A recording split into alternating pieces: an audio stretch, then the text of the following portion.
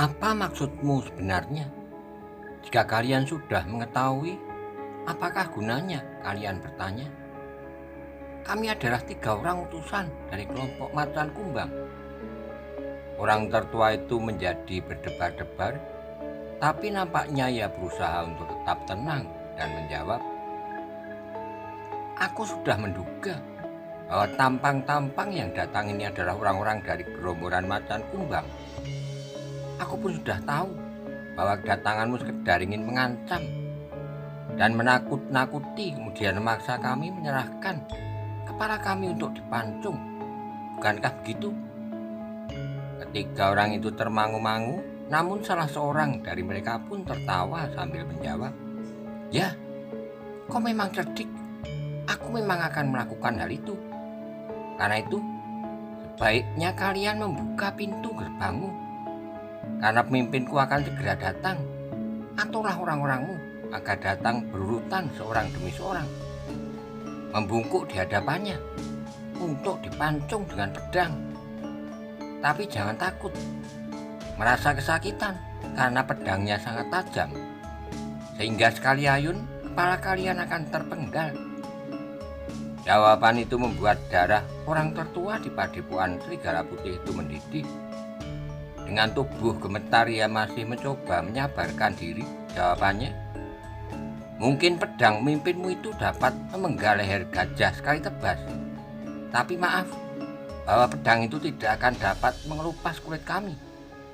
Karena sebenarnya lah bahwa kami adalah orang-orang yang tidak ada taranya di muka bumi ini. Tapi jika pemimpinmu itu benar-benar akan datang dan melihat kemampuan kami, maka dengan senang hati kami akan menerimanya. Kami akan buka regol ini dan dengan senang hati mempersilahkannya masuk. Kami akan menyerahkan seorang anak bayi kepadanya untuk membuktikan bahwa pedangnya tidak akan berarti apa-apa bagi kami." 3 orang itu pun menjadi marah pula. Salah seorang dari mereka berteriak, "Hei, sudah gila. Kau harus berterima kasih bahwa pemimpinku bersedia melakukannya, membunuh dengan cara yang paling baik bagi kalian. Tapi kalian adalah orang-orang yang tidak tahu diri. Tanpa pemimpinmu yang sombong itu, maka kalian tidak akan berarti apa-apa bagi kami." "Ah," jawab orang tertua di padepokan Serigala Putih itu, "kau masih juga mengigo? Kembalilah, katakan kepada pemimpinmu yang aku tahu tentu sudah berada di balik batu padas itu. Bahkan kami akan menyambut kedatangannya seperti penyambut sepasang pengantin baru. Nah, kau dengar? Gila, kau sudah menjerumuskan dirimu sendiri dan orang-orangmu ke dalam neraka yang paling dalam." Betapapun kemarahan meledak di hati orang tertua di padepokan itu, namun ia maksa diri untuk tertawa. Katanya, "Jangan marah. Tidak ada kesempatan yang paling baik untuk melihat pemimpin datang merengek-rengek di padepokan ini kecuali sekarang ini. Aku sama sekali tidak menduga bahwa pada suatu saat datang kesempatan bagiku untuk melihat hal yang sangat menarik hati ini. Kau akan menyesal. Pemimpinku memang sudah berada di ambang pintu. Tapi jika ia datang dan pintu regol masih tertutup, maka kau akan melihat akibatnya. Padepokanmu akan menjadi karangabang dan kalian akan mati dengan siksaan yang paling keji yang pernah dialami oleh seseorang yang jatuh di tangannya. Aku pun mampu melakukan siksaan melampaui hukuman picis. Pergilah dan katakanlah kepada pemimpinmu bahwa kami sudah siap menyambutnya." 3 orang yang berada di luar regol itu menggeram. Ternyata orang-orang dari gerombolan Serigala Putih masih mempunyai harga diri dan ingin bertahan meskipun kematian tidak akan dapat mereka elakkan lagi. Karena itu, maka salah seorang dari mereka pun berkata, "Baiklah, mungkin kali ini adalah untuk yang terakhir. Permintaanmu dipenuhi." Orang itu berhenti sejenak lalu, "Tunggulah, setelah kami membinasakan kalian, maka kami akan membinasakan anak-anak kalian yang sedang mengungsi itu, agar mereka tidak akan menjadi sebab kesulitan pada anak keturunan kami." Orang tertua itu menggeram, pengecut. cepatlah jika kau ingin membawa pimpinmu kemari dan berlutut di hadapan regol ini. Gila, anak setan, kau akan dicincang hidup-hidup. Kau akan mengalami akibat sikapmu yang liar itu. Maka kau akan mengalami kematian yang lambat sekali. Anggota badanmu akan berkurang setiap hari 1 sehingga sepekan kemudian baru akan mati. Cepat, pergilah. Aku masih menghormati kalian. Karena belas kasihan, sebenarnya kami dapat membunuh kalian sekarang ini juga. Ketiga orang itu tidak dapat menahan kemarahan yang menyesak di dalam dada. Karena itu, maka mereka pun segera kembali ke induk pasukannya, yang sebenarnya memang sudah bersedia untuk menyerang. Pemimpin yang diangkat dari mereka di antara gerombolan serigala putih itu pun segera mengatur anak buahnya. Beberapa orang telah siap melontarkan tombak mereka jika mereka melihat ada yang telah mengambil tempat sebaik-baiknya untuk menyergap. Jangan menunggu, berkata orang tertua itu. Kita akan memanfaatkan benturan yang pertama itu baik-baiknya agar kekuatan lawan langsung dapat kita kurangi. Orang-orangnya mengangguk-angguk, mereka benar-benar sudah siap. Karena mati di pertempuran seperti itu akan jauh lebih baik daripada mati dicincang atau diikat di sarang semut yang liar dan buas, atau dimasukkan ke dalam rawa-rawa yang penuh dengan buaya-buaya kerdil di lembah pegunungan. Dalam pada itu Empu Baladatu pun telah siap pula di antara mereka, meskipun nampaknya ia acuh tidak acuh saja melihat kesibukan orang-orang dari gerombolan serigala putih itu. Bagaimana dengan Empu? Bertanya orang tertua itu. Sudah aku katakan, aku tetap di sini, jawab Empu Baladatu. Aku ingin melihat apakah yang dapat dilakukan oleh orang-orang dari gerombolan macan kumbang itu. Tapi jika terjadi sesuatu dengan Empu adalah tamu kami di sini. Tapi bagaimana jika kami tidak dapat berbuat sesuatu untuk keselamatan Empu? Oh, aku akan mencoba menjaga keselamatanku sendiri. Orang tertua itu mengangguk-angguk, sekilas dipandanginya orang-orang dari gerombolan serigala putih yang sudah siap menerima lawan mereka jika mereka memecahkan pintu gerbang. Namun beberapa orang terkejut karenanya ketika mereka mendengar derap kaki-kaki kuda yang mencar. Salah seorang dari orang-orang gerombolan serigala putih itu mencoba untuk mengintip dari lubang regol yang dibukanya sedikit. Dengan tegang ia pun kemudian berlari memberitahukan kepada orang tertua di padepokan itu. Mereka ternyata memencar di sekeliling padepokan ini. Orang tertua itu termangu-mangu sejenak jika ia menebarkan matanya di sekitar halaman itu. Dilihatnya dinding batu yang tinggi di antara rumpun-rumpun pringori yang penuh dengan duri. Mereka tentu akan melompati dinding itu, berkata Empu Baladatu. Terlalu sulit. Mungkin mereka membawa tangga atau alat serupa. Belum lagi orang tertua itu menjawab, mereka sudah melihat sebuah kepala yang tersembul. Lihat, teriaknya kemudian. Memencarlah. Mereka tidak akan melalui gerbang yang tertutup itu. Mereka akan manjat dinding. Cepat, cepat. Teriakan itu terdengar di seluruh halaman, tapi beberapa orang justru menjadi bingung. Ia terpaksa mengulangi. Lihat, mereka telah manjat dinding batu di sela-sela rumpun pring ori, cegah mereka. Orang-orang yang sudah bersiaga dan bahkan mencoba memasang perangkap berlapis di hadapan pintu gerbang itu pun segera mencar. Tapi karena mereka sama sekali tidak bersiap menghadapi hal itu, maka beberapa orang menjadi bingung dan mengikut saja teman-teman di sekitarnya. Karena itulah maka arah mereka tidak menentu, tapi mereka pun segera memilih lawan. Jenak kemudian orang-orang gerombolan serigala putih yang mengerumuni regol itu pun telah berlari-larian tercerai-berai untuk melawan orang-orang dari gerombolan macan kumbang yang mulai manjat dinding dan satu-satu telah mulai berada di atas dinding yang agak tinggi. Tapi pada saat mereka mulai melompat turun, maka orang-orang serigala putih telah berpencar meskipun mereka belum siap benar. Namun mereka sudah dapat mulai menghambat. Tapi dengan demikian maka rencana mereka untuk mengurangi jumlah lawan pada benturan pertama dengan melontarkan tombak-tombak pendek ternyata telah gagal, karena orang-orang yang mereka tunggu ternyata tidak memecah regol dan berdesakan masuki padepokan itu. Ketika orang-orang dari gerombolan Serigala Putih mencapai dinding batu, maka orang-orang dari gerombolan Macan Kumbang telah mulai maju beberapa langkah, sehingga sejenak kemudian pertempuran pun segera terjadi hampir di segala sudut padepokan. Empu Baladatu masih berdiri termangu-mangu bersama beberapa orang pengawalnya. Orang tertua di padepokan itu pun kemudian berkata, "Empu, aku harus ikut serta dalam pertempuran itu agar orang-orangku tidak merasa berkecil hati. Apakah pemimpin gerombolan Macan Kumbang telah ada di antara mereka?"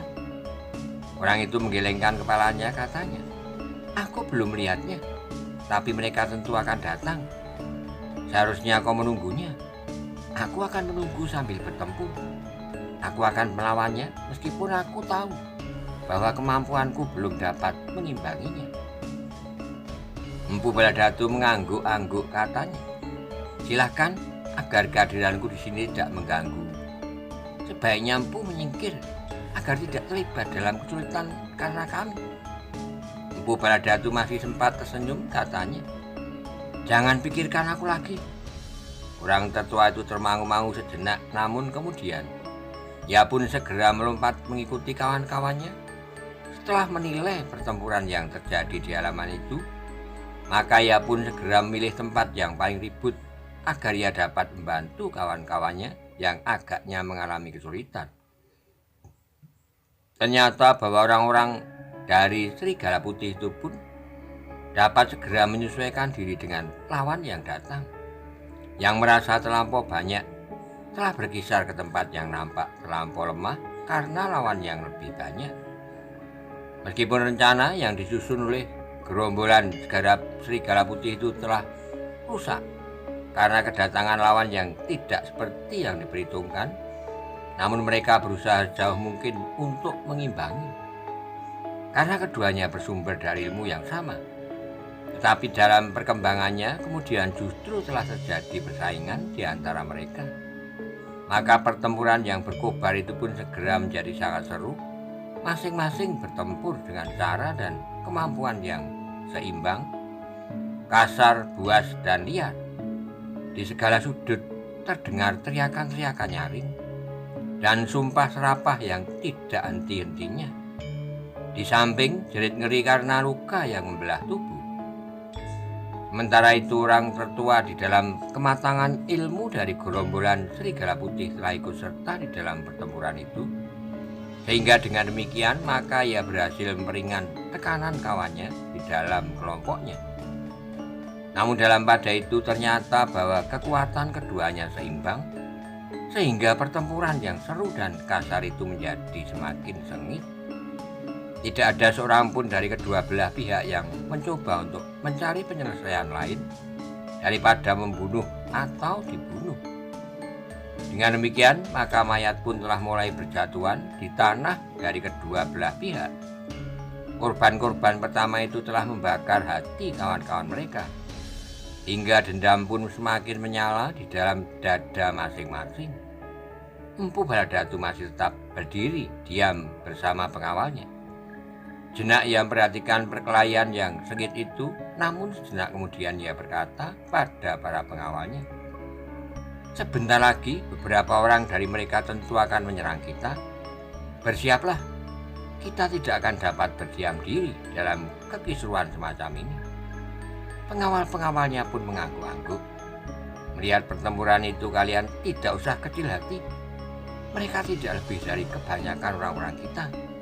Menurut penilaianku, kau berada selapis lebih tinggi dari kebanyakan mereka." Pengawalnya itu mengangguk-angguk pula.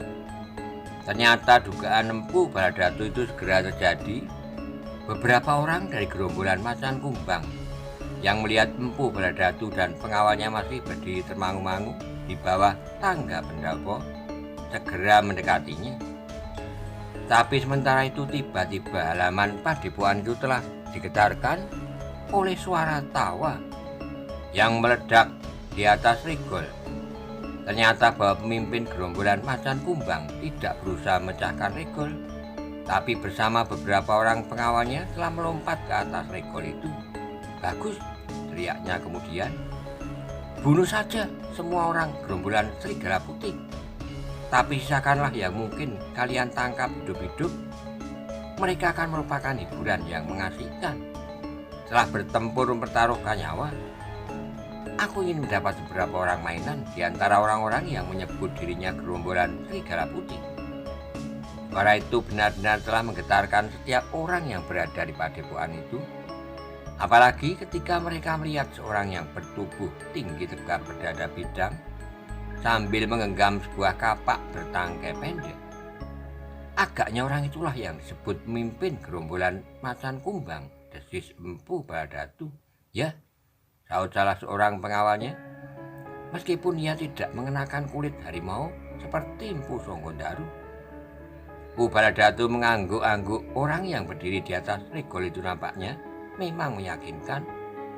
Tapi jika kemampuannya tidak lebih dari pemimpin gerombolan Serigala Putih yang terbunuh itu, maka agaknya Empu Baladatu masih dapat membuat pertimbangan untuk melawannya seorang diri.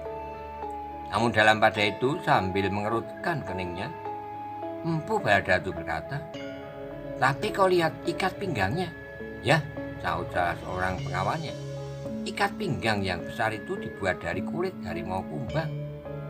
Empu Baladatu mengangguk-angguk. Agaknya orang itu tetap ingin menunjukkan sesuatu yang dapat dia kaitkan dengan nama gerombolannya, Macan Kumbang. "Bersiaplah," berkata Empu Baladatu kemudian. "Kita akan ikut dalam pertempuran ini seperti yang aku katakan. Mudah-mudahan dengan demikian rencanaku akan bertambah lancar." 5 orang pengawalnya pun kemudian melangkah mendekat sambil mempersiapkan diri untuk menghadapi segala kemungkinan. Sementara itu orang-orang yang berdiri di atas Regol itu berkata dengan suara yang lantang, "Bekerjalah lebih cepat. Aku tidak mempunyai banyak waktu untuk melayani tikus yang telah kehilangan induknya. Kita akan merampas apa saja yang ada di padepokan ini. Jika kita tidak menemukan apa-apa, maka akan kita ketemukan pula perempuan dan anak-anak yang telah mengungsi lebih dahulu." "Persetan," tiba-tiba orang tertua dari gerombolan Serigala Putih itu pun menjawab, "Kau jangan menyombongkan diri. Jangan kau sangka bahwa kami tidak akan berani melawanmu." Orang yang berdiri di atas Regol bersama beberapa orang pengawalnya itu tertawa. Katanya, "Kau masih juga berani menggombongkan diri? Nah, aku akan minta kepada orang-orangku untuk menyelamatkanmu. Aku sendiri ingin berurusan dengan kau, seorang yang sombong, biasanya mengalami saat-saat kematian yang tidak menyenangkan. Dan kau pun akan mengalaminya." "Persetan," teriak orang tertua itu, "turunlah. Kita akan melihat apakah sebenarnya pemimpin gerombolan Macan Kumbang itu benar-benar memiliki kemampuan bertempur, atau sekedar hanya berani berteriak-teriak di antara para pengawalnya." "Gila," teriak pemimpin gerombolan Macan Kumbang, "aku akan sanggup membunuh beberapa orang sekaligus. Dan kau tidak berbuat apa-apa? Gila." Orang tertua itu terdiam sejenak, namun kemudian timbullah pertimbangannya. Lebih baik ia membiarkan orang itu berdiri saja di atas Regol, sementara ia dapat melayani orang-orang lain dari pasukan lawannya. Sehingga karena itulah maka ia pun tidak menyaut lagi. Bahkan ia pun melanjutkan pertempuran yang seru melawan orang-orang Macan Kumbang yang ada di sekitarnya. Pemimpin gerombolan Macan Kumbang itu termangu-mangu sejenak. Ia melihat orang tertua dari gerombolan Serigala Putih itu agak lebih tinggi ilmunya daripada kebanyakan anak buahnya. Namun baginya orang itu belum dianggap membahayakan. Dalam pada itu pertempuran itu pun menjadi bertambah seru. Masing-masing bertempur semakin kasar dan liar. Sementara orang yang berdiri di atas Regol itu masih saja berdiri termangu-mangu. Sementara pertempuran berlangsung dengan sengitnya, Maka beberapa orang yang terhenti karena suara pemimpinnya yang berdiri di atas regol segera menyadari bahwa masih ada orang yang belum mendapat lawan. Mereka adalah orang-orang yang sedang mempersiapkan diri untuk menyerang orang yang berdiri termangu-mangu itu. Karena itulah, maka mereka pun segera melompat melanjutkan langkahnya, berlari menuju ke tempat Empu Baladatu dan kelima pengawalnya. Mereka adalah orang-orang yang sedang bunuh diri, berkata Empu Baladatu. Apakah kita akan membunuhnya? Ya, kita harus mengejutkan orang yang sombong yang berdiri di atas regol itu. Membunuh begitu saja. Hanya 3 orang, desis Empu Baladatu. Orang-orang yang malang. Mereka belum mengenal kita. Kita akan langsung menerima mereka, membunuh dengan cara kita, melukainya arang keranjang. Di sini kita adalah tidak di Padepokan. Di sini tidak ada Kakang Empu Songondaru atau orang-orang dari istana Singosari. Kelima orang pengawalnya termangu-mangu, tetapi mereka tidak sempat berpikir lebih lama lagi. 3 orang lawan telah menjadi semakin dekat. Mereka belum mengenal kita, geram Empu Baladatu. Itulah agaknya mereka berani menghina Empu Baladatu. Kita berenam dan mereka hanya bertiga. Mereka sangka masing-masing dapat membunuh kita berdua. Tiba-tiba saja salah seorang pengawal Empu Baladatu tertawa tidak tertahankan, sehingga ketiga orang lawan yang menjadi semakin dekat itu tertegun. Kalian mau apa? Terdengar suara pengawal yang tertawa itu. Kami akan membunuhmu, geram salah seorang dari ketiga orang itu. Kami berenam dan kalian hanya bertiga. 3 orang itu ragu-ragu, tetapi orang yang berdiri di atas regol yang agaknya memperhatikan tingkah ketiga orang anak buahnya itu berteriak, "Bunuh! Bunuh mereka berenam!" 3 orang itu tidak menunggu lebih lama lagi. Perintah itu telah menggerakkan mereka serentak menyerang Empu Baladatu dan kelima pengawalnya.